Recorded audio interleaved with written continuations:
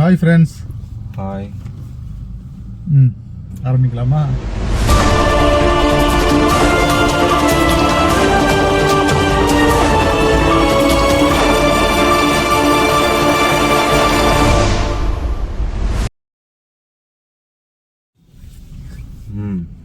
அப்புறம் இன்னைக்கு என்ன கதை? மனசு கஷ்டமா இருக்குப்பா. ஏன்? எங்கள் ஆளுக்கு அதிகமாக சீட்டே கொடுக்க மாட்டுறாங்க. யார் அவர் உங்க ஆளு? திருமாவளவன். தொல் திருமாவளவனா? ஆமாம். எதனால் அந்த பேர் வந்தது தொல் திருமாவளவன்? அவங்க அப்பா பேர் வந்து சேர்த்து தொல் திருமாவளவன் வந்துருக்கு. ஓ, அதிக சீட் தான் கொடுத்துட்டாங்களே, 8 சீட்டு கொடுத்துருக்காங்களே, இதுக்கு மேலே என்ன வேணும்? ஓ, 8 சீட்டு ஒரு சீட்டாயா? 8 சீட்டு ஒரு சீட்டு தான். 8 எல்லார விடையும் இவருக்கு எக்ஸ்ட்ரா தான் கொடுத்துக்கிறாங்க. ஃபர்ஸ்ட் இடத்துல வந்து இவரு அவங்க விஜயகாந்த் இருக்காருல்ல, அவங்களோட கட்சிக்கு வந்து தேமுதிகக்கு வந்து 10 சீட்டு பிளஸ் அந்த ராஜ்யசபா சீட்டு கொடுத்துருக்காங்க. அவங்களோட இவங்க ரெண்டாவது, இவங்களுக்கு தான் 8 சீட்டு. மனசாட்சி தொட்டு சொல்லு. மனசாட்சி தொட்டு சொல்றாங்க, 8 சீட்டு கொடுத்துருக்காங்க. இல்ல அந்த தேமுதிகவோட விசிக எந்த விதத்துல குறைஞ்சது? எங்க ஒரு டைம்ல எதிர்கட்சியா இருந்திருக்குல்ல, ஒரு டைம் இருந்திருக்குல்ல, இவங்க அது கூட இல்லல்ல.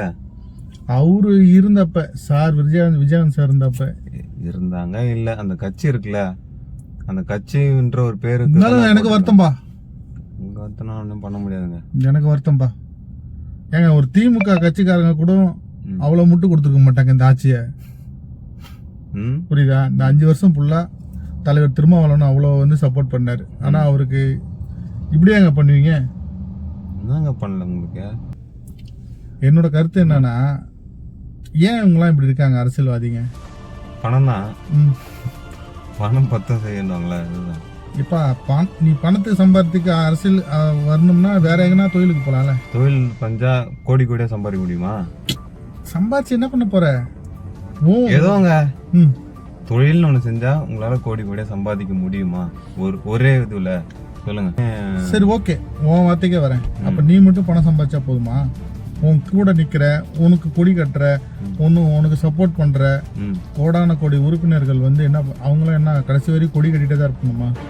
போது சைட்ல போது போனோம். சைட்ல அப்படியே கொடி கட்டுறவங்களுக்கு இவங்களுக்குலாம் போதுங்க. ஒரு கோட்ரு, கோழி பிரியாணி இதெல்லாம் தராங்களே, என்ன சும்மாவா? சரி, இல்லைன்னா அண்ணன் சீமான் கட்சிக்காவது போலாம் இல்லையா?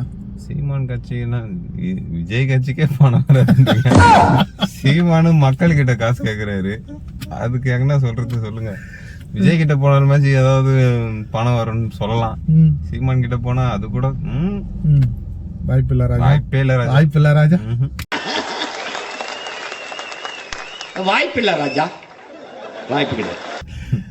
இல்ல, எனக்கு ஒரு கற்பனையா ஒரு கூட்டணி தோணுச்சு. அது இவங்க பண்ணாலும் நல்லா தான் இருக்கும். இப்போ அண்ணன் சீமான், டிவிகே விஜய், தொல் திருமாவளவன், இவங்க 3 பேரும் கூட்டணி வச்சா எப்படி இருக்கும்? நல்லா தானே இருக்கும். நல்லா தான் இருக்கும். ஏன் அது பண்ண மாட்டாங்க? 3 பேரும் தமிழ்காரங்க, உள்ளூர்காரங்க, லோக்கல். சரியா? ஒரு கரிஸ்மாட்டிக் லீடருக்கு வந்து விஜய் இருக்காரு. பேச்சு திறமைக்கு வந்து தொல் திருமாவளவனும் சீமானும் இருக்காங்க. இந்த கட்சி அடிச்சுக்க யாராவது முடியுமா? ஏன் ஒன்றும் சேர மாட்டாங்க? அப்படி என்ன ஈகோ உங்களுக்கு? அப்படின்னா பணம் சம்பாரிச்சு என்ன பண்ண போறாங்க? மக்களோட நன்மையோட தவிர வேற என்ன இருக்கு இதுல? இவங்க இதை கேட்டா, உனக்கு அரசியல் தெரியுமா, உனக்கு சித்தாந்தம் தெரியுமா, உனக்கு என்ன தெரியும், நம்மள தற்கொலைன்னு சொல்லுவாங்க. எங்களோட கருத்து நாங்க சொல்றோம்பா. நாங்க சொல்றதுல ஒரு உண்மை இருக்கா இல்லையான்னு மட்டும் சொல்லுங்க. நாங்க வெட்டியா பேசுவோம், ஆனா அதுல ஒரு கருத்து இருக்கும். இது மக்களோட நான் நினைச்சேன் சீமான் அண்ணனும் விஜய் அண்ணனும் ஒன்னா சேர்ந்து நல்லா வருவாங்க, செம்மையா இருக்கும், இந்த திராவிட யானைகள் எல்லாம் அடிச்சு துரத்திடுவாங்கன்னு பார்த்தா இதுங்க அடிச்சுக்கிட்டுங்க ஒண்ணுக்கு ஒண்ணு. நீங்க 2 பேரும் ஒன்னா இருப்பீங்க, மத்தவங்க எல்லாம் உதறிருப்பாங்கன்னு பார்த்தா நீங்க 2 பேரும் அடிச்சுக்கிறீங்க, மத்தவங்க எல்லாம் பயங்கரமா. சீமானே எந்த அவதூறும் நம்ம சொல்லக்கூடாது, சரியா? நீங்க ஏன் எல்லாம் ஒன்னா இல்ல? என் தம்பி வந்தா, தம்பி தான் வந்து இது கூட்டணி வரலன்னு தம்பியை வந்து கடிக்கிற மாதிரி கடிக்கிறாங்க. நான் தான் சிஎம்னு சீமான் அண்ணா சொல்றாரு, விஜய் அண்ணா வந்து நான் தான் சிஎம்னு சொல்றாங்க. அதனால 2 பேரும் முட்டிக்கிறாங்க. ஐயோ, நீங்க எல்லாமே சிஎம்மா இருங்க, அண்ணன் திருமாவளவன் முதலமைச்சரா போடுங்க, சீமான துணை முதலமைச்சரா போடுங்க, விஜயும் துணை முதலமைச்சரா போடுங்க. அப்படி எல்லாம் இல்லைன்னா ஒன்று பண்ணுங்க, 234 தொகுதியும் எல்லாமே ஒரு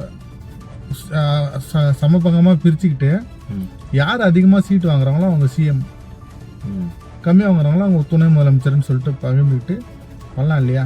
எலெக்ஷன் செலவுக்கு யார் அவங்க அப்பனா காசு கொடுப்பான்னு கேட்காதீங்க, மக்கள் ஓட்டு போடுவாங்க.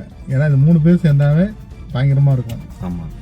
இப்போ திருமாவளவன் அண்ணன் ஏன் வந்து பயப்படுறாருன்னு நினைக்கிறேன்னா, மக்கள் நல கூட்டணின்னு சொல்லிட்டு ஏற்கனவே ஒரு இடத்துல போயிட்டு ஒரு ஒரு ஒரு 10 வருஷத்துக்கு முன்னே போய் செம்ம அடி வாங்கிட்டாரு. அதுலேருந்து அவர் தனியாக இதேமாரி புது கட்சிக்கு சப்போர்ட் பண்ணக்கூடாது அப்படின்னு அவர் யோசிக்கிறதால அவர் வந்து இதேமாரி பண்ண மாட்டுறாரு.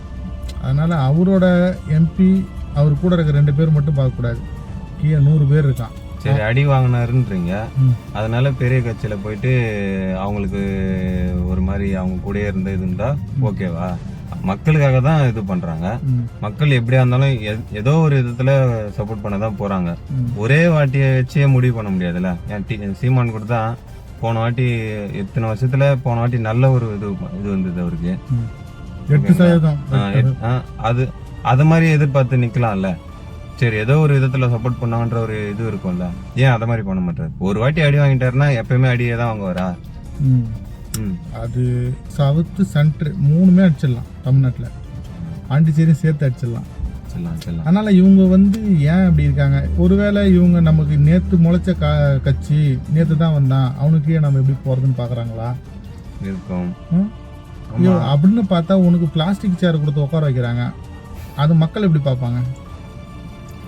பார்த்து தானே இருக்கிறாரு, அவருக்கே தெரியணும்ல. நம்ம சொல்லிதான் அவருக்கு தெரியணுமா? இருந்தாலும் எனக்கு வருத்தம்பா, எங்க அண்ணா அவமானப்படுறாரு, அவமானப்படுத்துறாங்க. என்னோட சர்க்கிள்ல என் ஃப்ரெண்டுங்க இருக்காங்க விசிக கட்சியில.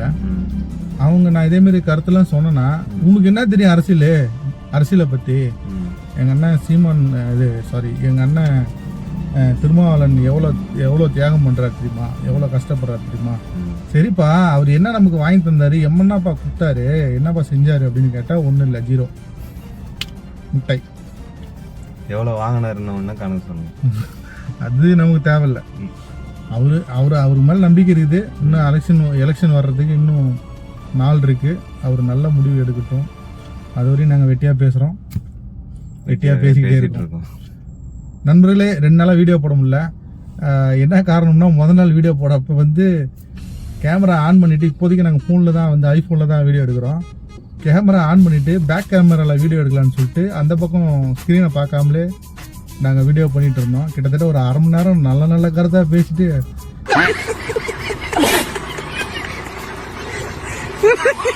முடிஞ்சிச்சு.